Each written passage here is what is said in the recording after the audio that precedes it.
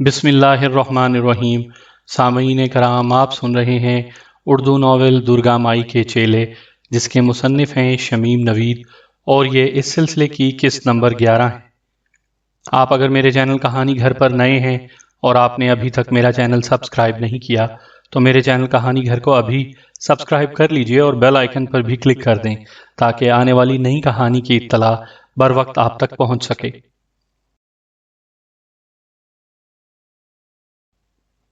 اب ایک ایک کر کے سپاہیوں کو میرے پاس لایا جانے لگا۔ پہلے سپاہی نے آتے ہی آئی جی رحمان کو سلیوٹ کیا۔ وہ حیران سا ہو کر اس کی طرف دیکھنے لگا، پھر اس نے میرے کہے ہوئے جملے دہرا دیے۔ وہ سپاہی خاموش کھڑا ہو گیا اور میں نے اپنا کام شروع کر دیا۔ کم سے کم وقت میں زیادہ سپاہیوں کو نمٹا دینا چاہتا تھا۔ جب وہ میرے پاس سے واپس جائے تو سب کچھ بھول چکے ہوتے تھے، سوائے اپنے نام، ذہنی صلاحیت اور تعلیم کے انہیں کچھ یاد نہ رہ جاتا تھا۔ ان کا ڈی آئی جی ایک انگریز تھا جس کا نام ڈسوزا تھا۔ میں اس کی تلاش میں تھا۔ جب مجھے اس کا نام وغیرہ ایک سپاہی سے سوالات کے دوران معلوم ہو گیا تو اس مرتبہ میں نے گرنام سنگھ کو حکم دیا کہ دیکھو، ان سپاہیوں میں کوئی انگریز ہوگا جس کا نام ڈسوزا ہے، اب سب سے پہلے اسے لاؤ۔ گرنام سنگھ تھوڑی دیر میں ایک گوری چمڑی والے کو لے کر کمرے میں داخل ہوا۔ یہ شخص تقریباً 40 سال کا ایک تندرست جسم کا مالک تھا۔ بھاری جبڑے اور چھوٹی چھوٹی بھوری آنکھوں سے عیاری جھلکتی تھی۔ اس نے بھی آتے ہی آئی جی رحمان کو سیلیوٹ کیا اور انگریزی میں اس سے کچھ کہا۔ رحمان نے انگریزی ہی میں غالباً میری بتائی ہوئی بات دہرا دی اور وہ اوکے کہہ کر خاموش کھڑا ہو کر میری طرف دیکھنے لگا۔ اس کی عیار آنکھیں میری طرف اٹھیں اور پھر میری آنکھوں سے جدا نہ ہو سکیں۔ اس نے لاکھ چاہا کہ کسی اور طرف دیکھ سکے مگر وہ ایسا نہ کر سکا۔ اسے ایک جھٹکا لگا اور ساتھ ہی مجھے بھی۔ مجھے اب اتنا تناؤ نہیں محسوس ہو رہا تھا۔ میں نے اس کے ذہن سے سوال کیا، ڈسوزا، یہ بتاؤ کہ تمہیں ہمارے ٹھکانے کا پتہ کس طرح چلا؟ اس نے کچھ دیر مدافعت کی مگر میرے ایک ہی جھٹکے نے اس کے ہوش ٹھکانے لگا دیے۔ وہ ذہنی جھٹکا اس کے لیے پہلے سے بے حد شدید ثابت ہوا، اس لیے کہ میں پہلے ہی اسے کئی ذہنی جھٹکے دے چکا تھا۔ رحمان نے گھبرا کر پہلو ضرور بدلا۔ وہ حیران تھا کہ ڈسوزا بغیر مارے پیٹے کیوں چیخ رہا ہے۔ مجھے اس سے جو کچھ معلوم ہوا وہ یہ تھا کہ پولیس کے تجربہ کار افسروں کے ساتھ خود ڈسوزا نے کرتار کا پیچھا کیا تھا اور وہ ساری اسکیم ڈسوزا ہی کی ذہن کی تھی کہ کرتار کو قیدیوں کے لباس میں پہاڑیوں میں چھوڑ دیا جائے، اور کرتار پھر یہاں سے اسی کے پاس پہنچا تھا کہ فلاں راستے سے آج رنجیت سنگھ گزرے گا۔ ڈسوزا نے اسے چھوڑ دیا کہ وہ واپس چلا جائے اور خود کچھ ذمہ دار افسروں کے ساتھ اس کا پیچھا کر کے ٹھکانے کا پتہ چلا لیا تھا۔ ان میں رحمان بھی تھا اور باقی جو لوگ ٹھکانے کے پتے سے واقف تھے وہ سبھی اس وقت حملے میں ڈسوزا آئی جی رحمان کے ساتھ آئے تھے تاکہ رنجیت سنگھ کو گرفتار کر کے ان کا صحرا ان کے سر بھی بندھے۔ یہ بھی معلوم ہوا کہ یہ سب تیاری ڈسوزا نے آئی جی رحمان سے مل کر راتوں رات کر لی تھی اور اس جلدی میں کوئی ریکارڈ تیار نہیں کیا تھا۔ مشہور ڈاکو رنجیت سنگھ کا فائل آج سے کچھ برس پہلے اسی وقت بند کر دیا گیا تھا جب ایک نقلی رنجیت سنگھ کو اصلی ثابت کر کے پولیس نے پھانسی دے دی تھی، حالانکہ وہ کوئی چھوٹا موٹا ڈاکو تھا جس کا نام پولیس کے ریکارڈ میں موجود نہیں تھا۔ یہ سب معلومات حاصل کرنے کے بعد میرے دل کو اطمینان ہوا کہ خدا کا شکر ہے کہ کوئی اور ٹھکانے سے واقف نہیں۔ پھر تو چند لمحوں بعد ہی ڈسوزا بھی میرے ساتھیوں میں شامل ہو چکا تھا۔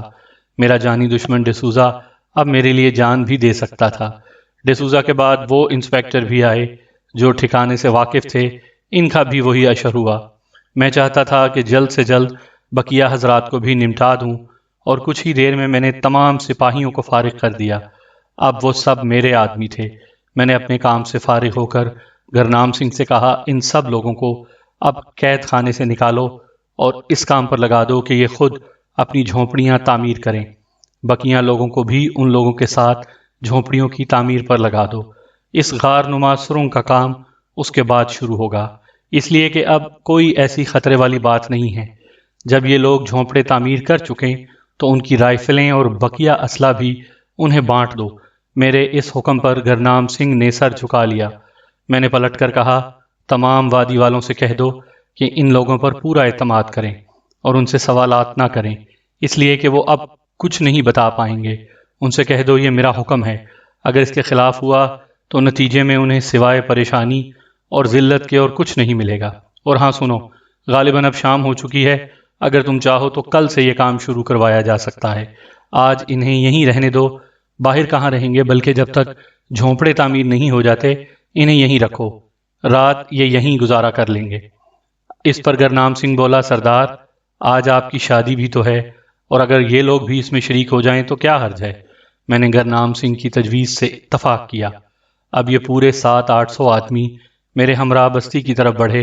انہیں دیکھ کر بستی میں کھلبلی مچ گئی۔ وہ لوگ یہ سمجھے کہ یہ لوگ شاید قید خانے سے آزاد ہو کر زبردستی نکل آئے ہیں۔ یہ دیکھنا تھا کہ ایک دم میرے دیکھتے دیکھتے سامنے سے انہوں نے فائرنگ شروع کر دی۔ یہ شام کا وقت تھا اور سورج ابھی پوری طرح غروب نہیں ہوا تھا۔ تمام سپاہی اپنی اپنی وردیوں ہی میں تھے۔ یہ دیکھ کر وادی کے لوگ غالباً بھڑک گئے، اور انہوں نے اس بات پر بھی غور نہیں کیا کہ ان کے ہاتھ خالی ہیں اور ان کے ساتھ میں گرنام سنگھ اور رام سروپ وغیرہ بھی شامل ہیں۔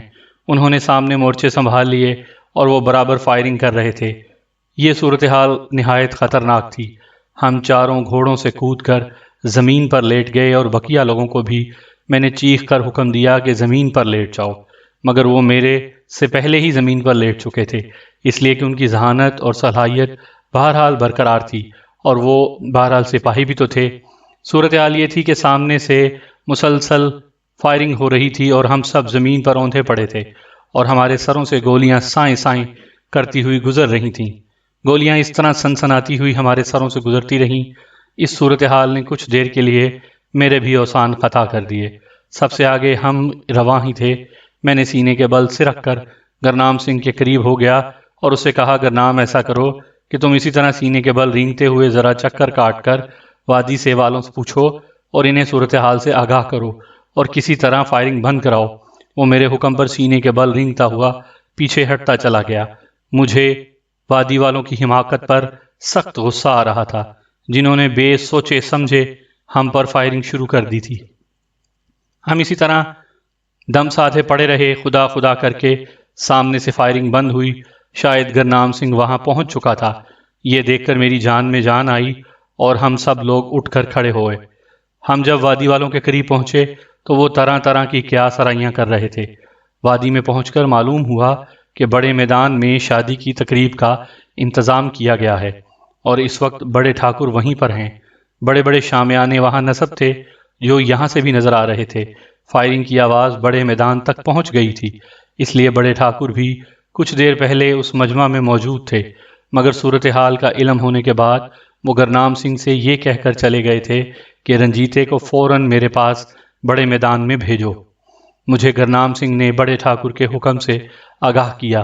میں تمام سپاہیوں کو ہمراہ بڑے میدان میں پہنچا، جہاں بہت سے لوگ جمع تھے، اور بڑے بڑے شامیانوں، قناتوں اور فرشوں سے پورے بڑے میدان کو سجا دیا گیا تھا۔ مشلیں بھی جگہ جگہ پہلے ہی سے لگا دی گئی تھیں، ہر چند کے انہیں بھی روشن کیا گیا تھا۔ تمام میدان سپاہیوں اور وادی والوں سے بھر گیا۔ چبوترے پر منڈپ بنایا گیا تھا جس پر میری اور شوبھا کی شادی کی رسوم طے ہونا تھی۔ بڑے ٹھاکر نے مجھے دیکھ کر پہلے تو سپاہیوں کے بارے میں خاصی لان تان کی۔ جب میں نے انہیں پوری طرح یقین دلا دیا کہ یہ لوگ ہر طرح میرے وفادار ہو چکے ہیں تو انہیں کچھ یقین آیا۔ میں ابھی نہاد ہو کر کپڑے ہی تبدیل کر پایا تھا کہ چرنجی گھبرایا ہوا جھونپڑے میں داخل ہوا اور بولا، سردار غضب ہو گیا۔ وہ تو بھگوان نے کرپا کر دی اور بڑے ٹھاکر بیچ میں آ گئے، ورنہ سپاہیوں اور وادی والوں میں بڑی زبردست جھڑپ ہو جاتی۔ 2 سپاہی مارے گئے ہیں اور ایک ہمارا آدمی۔ میں نے اس کی بات سن کر ذرا سختی سے کہا، ہمارا آدمی کیا مطلب؟ کیا اب وہ تمام سپاہی تمہارے ساتھی نہیں ہیں؟ وہ کچھ سٹپٹایا اور بولا، نہیں سردار، میرا مطلب یہ نہیں تھا۔ بہرحال اب سپاہی بڑے ٹھاکر کے قبضے میں بھی نہیں آ رہے ہیں۔ وہ کہتے ہیں کہ ہم سردار کے ایک دشمن کو بھی زندہ نہیں چھوڑیں گے اور سخت برہم ہیں۔ تم پوری بات تو بتاؤ چرنجی، کیا ہوا؟ میں نے جلدی سے کہا۔ وہ بولا، ہوا سردار یہ کہ پہلے پہل تو وادی والے کچھ نوجوان ان میں سے بہت سے سپاہیوں کا مذاق اڑاتے رہے، اور خاص طور پر اس سفید چمڑی والے کا جو ٹوٹی پھوٹی ہماری زبان بولتا ہے، لیکن جب چند نوجوانوں نے آپ کے لیے کچھ گستاخانہ جملے استعمال کیے تو وہ ہتے سے اکھڑ گئے۔ پہلے تو ہاتھا پائی ہوئی، پھر ایک نوجوان نے اپنی بندوق لوڈ کر کے ایک سپاہی کو ٹھکانے لگا دیا۔ پھر کیا تھا، بہت سے سپاہی اس پر پل پڑے اور مار مار کر اسے لبے دم کر دیا۔ یہ وہی نوجوان تھا جو آپ کو اور شوبھا رانی کو سب سے زیادہ برا بھلا کہہ رہا تھا۔ اس کا نام موتی تھا۔ یہ میرا بھتیجا اور رام سروپ کا لڑکا تھا۔ تھوڑی دیر بعد وہ مر گیا۔ میرے بڑے لڑکے نے یہ دیکھ کر پھر بندوق لوڈ کی اور ایک سپاہی کو ٹھکانے لگا دیا اور کئی کو زخمی کر دیا۔ اس سے پہلے کہ معاملہ اور آگے بڑھتا، بڑے ٹھاکر بیچ میں آ گئے اور وہ ان کا احترام کر کے خاموش ہو گیا۔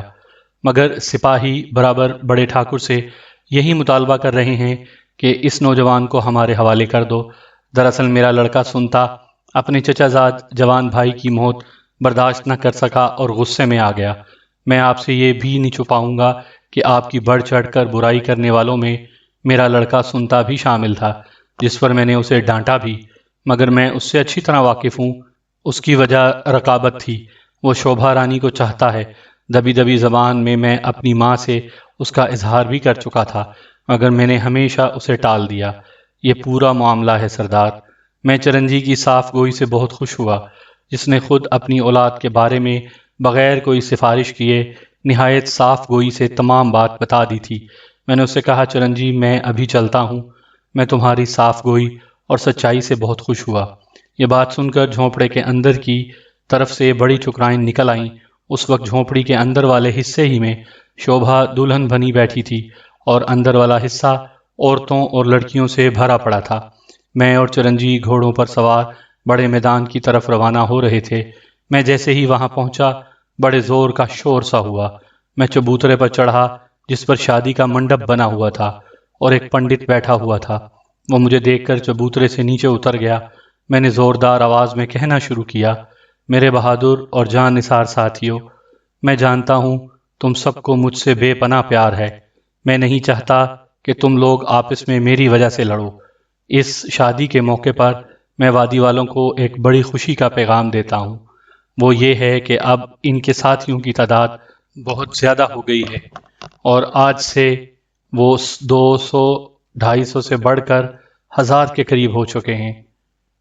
مگر مجھے اس موقع پر آپ لوگوں کو ایک نصیحت کرنی ہے کہ ایک دوسرے کی وفاداری پر شک نہ کریں اور جو لوگ نئے گروہ میں شامل ہوئے ہیں ان سے محبت کا سلوک کریں، اس لیے کہ ان لوگوں نے بہت بڑی قربانی دی ہے۔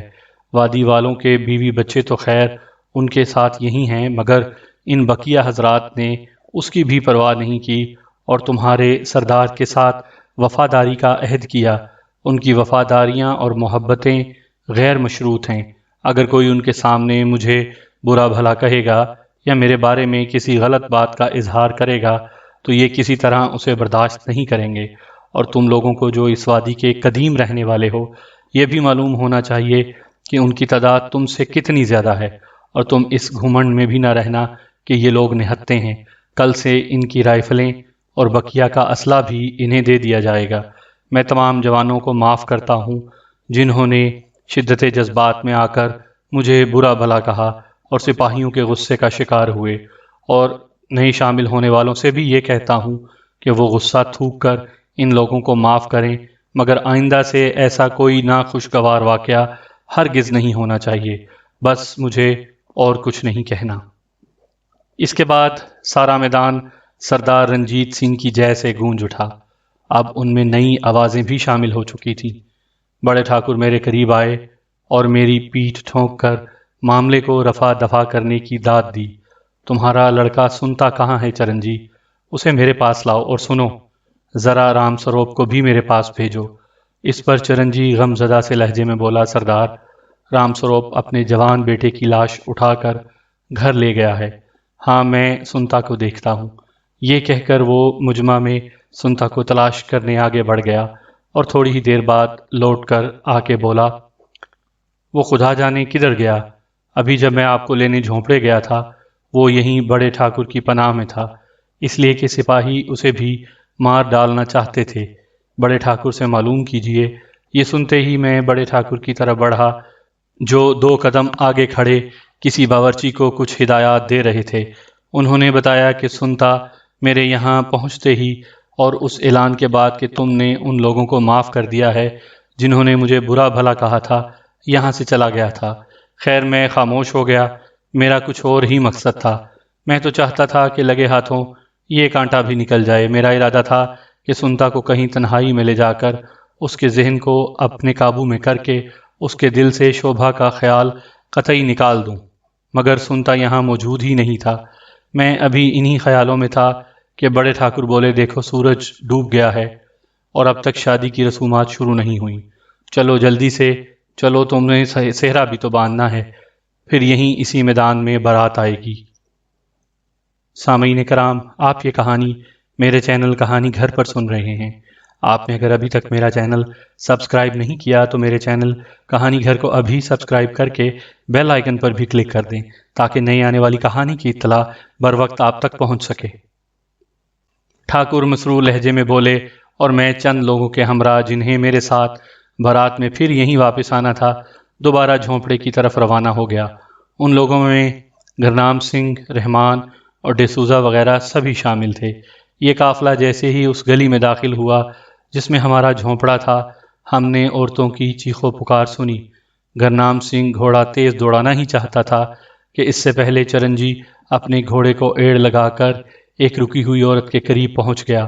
یہ بڑی ٹھکرائن تھیں جو زارو زار رو رہی تھیں، جنہیں ہم دوری کے سبب نہیں پہچان پائے تھے۔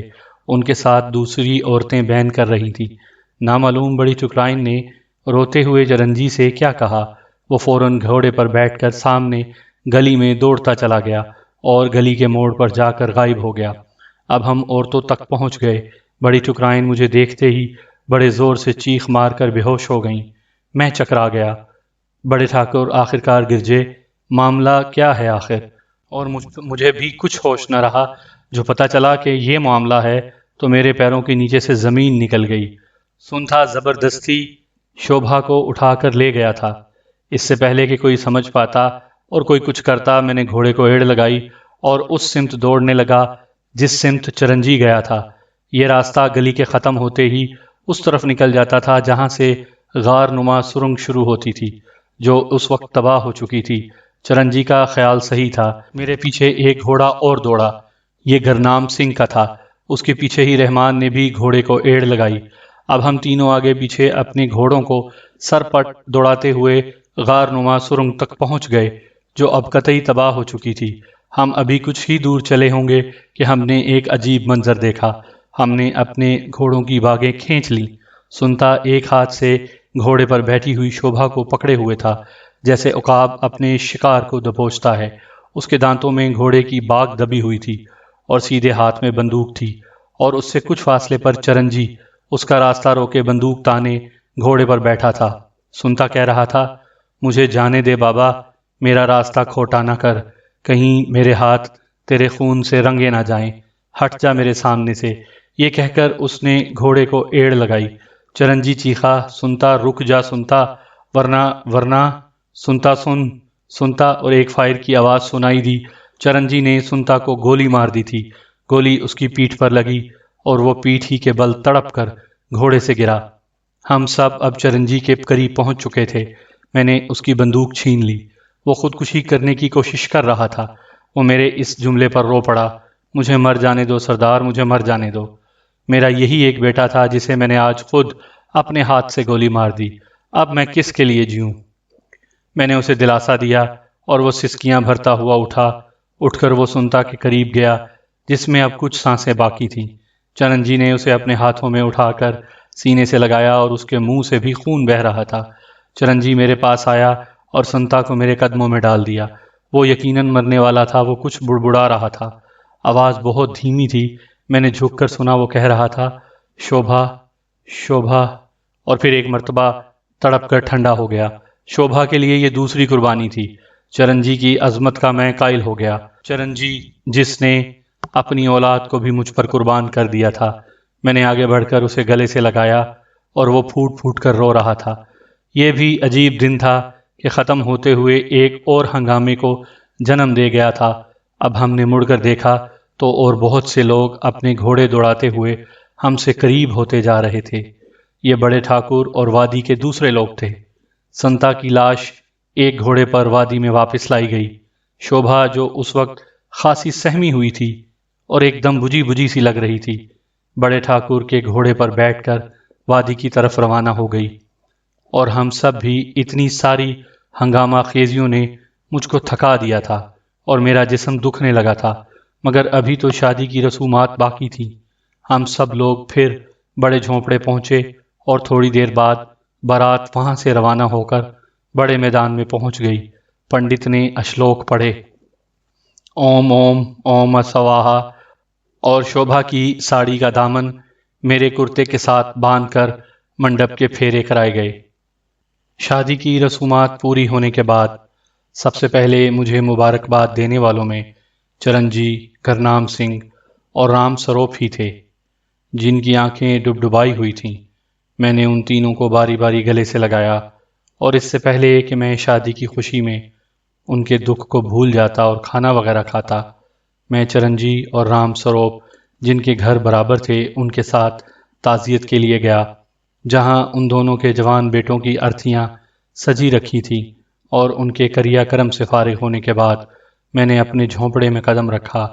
رات بھر بڑے میدان میں شادی کا جشن منایا جاتا رہا، کھانا کھلایا گیا، رقص و سرور کی محفلیں گرم ہوئیں، مگر میں اور شوبھا سب کو چھوڑ کر اپنے جھونپڑے میں آ گئے۔ صبح جب میں نہا دھو کر فارغ ہوا تو گرنام سنگھ آ گیا۔ تھوڑی دیر بعد بیٹھنے کے بعد وہ بولا، سردار، آپ کی ہدایت کے مطابق میں نے تمام لوگوں کو جھونپڑوں کی تعمیر پر لگا دیا ہے۔ اس کے بعد غار نما سرنگ کی مرمت اور تعمیر کا کام شروع کر دیا جائے گا، مگر ایک بات میں آپ سے کہنا چاہتا ہوں، وہ یہ کہ پہلے آدمی کم تھے، ہمارا خرچہ بھی کم تھا، اب ایک دم اتنے آدمی بڑھنے سے اخراجات بہت بڑھ گئے ہیں۔ میں نے کہا، تو پھر تمہارا کیا ارادہ ہے؟ وہ بولا، میرا کیا ارادہ سردار، آپ اچھی طرح اور مجھ سے بہتر سب کچھ جانتے ہیں۔ میں نے کہا، پھر بھی میری ناچیز رائے یہ ہے کہ نواب داؤد خان کے گاؤں پر حملہ کیا جائے۔ پچھلی مرتبہ ہمارا ڈاکہ پولیس کی بر وقت آمد سے ناکام ہو گیا، اور اس مرتبہ مخبری کی وجہ سے راستے ہی میں ہمیں پولیس سے نمٹنا پڑ گیا اور ہم وہاں تک نہ پہنچ سکے۔ کیا خیال ہے اگر پھر ایک مرتبہ وہیں ڈاکہ پڑے؟ بڑے ٹھاکر نے مداخلت کرتے ہوئے کہا، بہت نیک خیال ہے بیٹے، اس ظالم کے پاس بڑی دولت ہے، سنا ہے اس نے اپنے کسانوں کا خون چوس چوس کر تجوریاں بھر لی ہیں، اور اسے اپنے پرکھوں سے بھی خاصی دولت ہاتھ لگی ہے، کیونکہ اس کے پرکھے بھی اسی کی طرح کسانوں کا خون چوسنے میں ماہر تھے۔ یہ بات آخرکار طے ہو گئی کہ ڈاکہ مہرول پر ہی پڑے گا۔ اس گاؤں کے نواب کا نام داؤد خان تھا۔ میں نے ایک تجویز پیش کرنا چاہی، جس پر گرنام سنگھ بولا، سردار، اگر کوئی منصوبہ بنانے کا خیال ہے اس ڈکیتی کے بارے میں، تو میری ناچیز رائے یہ ہے کہ رام سروپ، چرنجی اور دوسرے اہم لوگوں کو بھی کیوں نہ یہیں بلا کر رائے مشورہ کیا جائے۔ میں نے کہا، ٹھیک ہے، مگر زیادہ بھیڑ کی ضرورت نہیں، صرف تم، چرنجی، رام سروپ اور ڈسوزا کو بلا لاؤ۔ تھوڑی ہی دیر میں یہ سب لوگ جمع ہو گئے، اور میں نے اپنی تجویز ان کے سامنے رکھی، جسے سبھی نے پسند کیا، اور یہ تجویز تھی بھی بہت بے ضرر۔ میری تجویز یہ تھی کہ نواب داؤد خان کو پہلے ایک خط لکھا جائے، جس کا مضمون کچھ ایسا ہو کہ تم پچھلی مرتبہ ہم سے بچ گئے، مگر اس مرتبہ ہم تمہیں نہیں چھوڑیں گے۔ ہم تمہاری جان کے نہیں، دولت کے دشمن ہیں، وہ دولت جو تم نے غریبوں کا خون چوس چوس کر جمع کر رکھی ہے۔ اگر تم نے پولیس کو اس کی اطلاع دی تو تمہاری جان بھی خطرے میں پڑ جائے گی۔ ڈاکہ کامیاب ہو نہ ہو، ہم تمہیں ضرور ٹھکانے لگا دیں گے۔ میری تجویز میں رام سروپ نے یہ کہہ کر اضافہ کیا کہ یہ خط داؤد خان تک شنکر لال پہنچائے گا، اس لیے کہ وہ بہت دور سے خنجر پھینکنے میں ماہر ہے۔ ایسا اس لیے ضروری ہے کہ نواب پہلے ہی سے خوف زدہ ہو جائے۔ خط خنجر میں پرو کر اندر اس کے محل نما گھر میں پھینکا جائے۔ سب نے اس کی رائے سے اتفاق کیا۔ اس کے بعد میں نے پھر کہنا شروع کیا، ہاں، تو جب شنکر خط پھینک کر تقریباً 1 میل واپس آ چکا ہو، وہاں پولیس پہنچ جائے۔ سب بولے، کیا مطلب ہے؟ میں نے کہا، مطلب یہ ہے کہ مہر اول گاؤں سے 1 میل ادھر پہلے سے ہی ہمارے آدمی پولیس کی وردیوں میں ملبوس موجود ہوں، جن کی سربراہی رحمان کر رہا ہو۔ اور میری بات کاٹ کر بڑے ٹھاکر بولے، کیا رنجیتے تو نہیں جائے گا اس ڈاکے پر؟ میں نے فوراً کہا کہ میں بھی ضرور ہوں گا اور اصل سربراہی میں ہی کروں گا، مگر دکھاوے کے لیے رحمان ہمارا بڑا افسر ہوگا، اس لیے کہ میں نے ذرا آہستہ سے جھک کر بڑے ٹھاکر کے کان میں کہا۔ گرنام اور چرنجی نے جو میرے قریب ہی بیٹھے تھے میرا جملہ سن لیا اور سر ہلانے لگے۔ بابا، یہ اس لیے کہ رحمان پولیس کا آئی جی رہ چکا ہے اور اسے تمام بڑے بڑے نواب، جاگیردار اور راجے پہچانتے ہیں۔ بڑے ٹھاکر زور سے چونکے۔ کیا رحمان آئی جی؟ میں نے پھر آہستہ سے کہا ہاں، اس لیے کہ یہیں رحمان اور ڈسوزا بھی موجود تھے اور میں نہیں چاہتا تھا کہ ان کے سامنے ان کی پچھلی زندگی کا کوئی واقعہ دہراؤں اور ان کے ذہن کو اس طرح شاک پہنچاؤں۔ ہوں تو پھر تم کیا کہہ رہے تھے؟ میں نے پھر کہنا شروع کیا۔ ہاں تو میں اور تقریباً میرے 200 آدمی پولیس کی وردیوں میں ملبوس مہر اول سے 1 میل ادھر ٹھہریں گے۔ جب شنکر خنجر پھینک کر ہم تک واپس آ چکا ہوگا ہم مہر اول کے لیے روانہ ہو جائیں گے۔ شنکر یہاں سے پولیس ہی کی وردی میں روانہ ہوگا تاکہ ہمارے ساتھ پھر مہر اول چل سکے۔ ہم لوگ نواب داؤد خان کے محل نما گھر میں داخل ہوں گے پولیس کی حیثیت سے، اور اس سے یہ کہیں گے کہ ہماری اطلاع کے مطابق آج رات ہی یہاں مشہور ڈاکو رنجیت سنگھ ڈاکہ ڈالنے آ رہا ہے اور اس نے تمہیں کوئی خط بھی روانہ کیا ہے۔ ہم سے کچھ مت چھپاؤ، سب کچھ بتا دو، پولیس تمہاری پوری مدد کرے گی، لیکن ہو سکتا ہے کہ مقابلہ سخت ہو، اس لیے تم اپنی ساری دولت اور زیورات وغیرہ ہمیں دے دو تاکہ ہم اسے لے کر یہاں سے پہلے ہی روانہ ہو جائیں اور سرکاری خزانے میں تمام روپیہ جمع کروا دیں۔ بعد میں یہ رقم اور زیورات تمہیں واپس مل جائیں گے۔ یہ تمام باتیں اس سے رحمان کہے گا اور اپنے آپ کو پولیس کا آئی جی بتائے گا اور کہے گا کہ اس وقت ہم یہ رقم اور زیورات لے جا رہے ہیں اور تھوڑی دیر بعد ہی آ کر پورے گاؤں کو خفیہ طور پر گھیر لیں گے تاکہ جب ڈاکو داخل ہوں تو ہم انہیں زندہ گرفتار کر لیں۔ اس کے بعد ہم سب چپ چاپ جیپ اور سڑکوں میں بیٹھ کر بغیر کسی خطرے کے واپس یہیں آ جائیں گے۔ میری یہ تجویز سب کو بہت پسند آئی، اور اس لیے بھی کہ اس طرح تو ایک تو اس مصیبت سے نجات مل جائے گی کہ نواب کو مار پیٹ کر تجوریوں کا پتہ اور چابی وغیرہ حاصل کی جائے، دوسرے لڑائی بھڑائی کی بھی اس میں کوئی ضرورت بظاہر نہیں تھی اور کوئی ناکامی کی صورت بھی دکھائی نہیں دیتی تھی۔ پہلی صورت میں اس کا امکان تھا کہ لالچی نواب جان دے دیتا مگر تجوریوں کا پتہ نہ بتاتا، جنہیں ڈھونڈنا مشکل ہو جاتا۔ دوسرے گاؤں والوں سے مقابلہ اس تجویز میں ایسا کوئی خطرہ نہیں تھا۔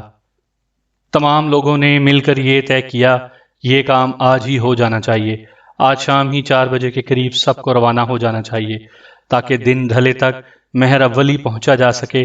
شنکر کے لیے بھی یہی طے ہوا تھا کہ وہ بھی ہمارے ہی ساتھ ساتھ یہاں سے چلے گا۔ شام ہوتے ہوتے تمام تیاریاں مکمل ہو گئیں، ہمیں یہیں سے ٹرکوں اور جیپ پر جانا تھا۔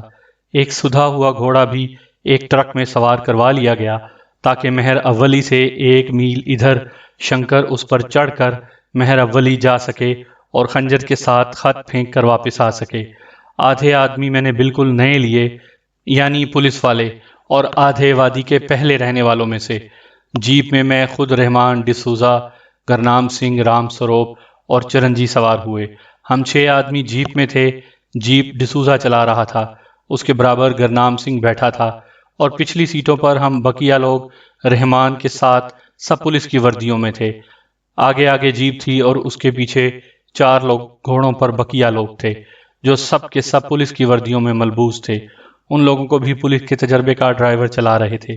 یہ معلوم کر لیا گیا تھا کہ ان میں ڈرائیو کون کر سکتا ہے۔ وادی کے 100 آدمیوں کے کپڑے پولیس والوں کی وردیوں سے تبدیل کروا دیے گئے تھے۔ یہ سب بہادر جوان تھے۔ ہم سب کے پاس رائفلیں اور ریوالور وغیرہ تھے جو پولیس ہی سے ہمیں ملے تھے۔ راستہ کیونکہ اونچا نیچا اور دشوار گزار تھا، اس لیے ہمیں مہر اولی سے 1 میل ادھر پہنچتے پہنچتے شام ہو گئی اور اب سورج غروب ہو رہا تھا۔ چاروں ٹرک اور جیپ روک دیے گئے۔ ایک ٹرک سے گھوڑے کو اتارا گیا جس پر بیٹھ کر شنکر مہر اولی کی طرف روانہ ہوا اور تقریباً آدھے گھنٹے میں واپس بھی آ گیا۔ وہ اپنا کام بحسن و خوبی پورا کر چکا تھا۔ اب دن پوری طرح ڈھل چکا تھا۔ ہم لوگوں کا سفر دوبارہ شروع ہوا۔ ہم بے دھڑک گاؤں میں گھس گئے۔ گاؤں والے اتنے سارے پولیس والوں کو دیکھ کر سہم گئے۔ ہم نواب کی حویلی کی طرف بڑھ رہے تھے۔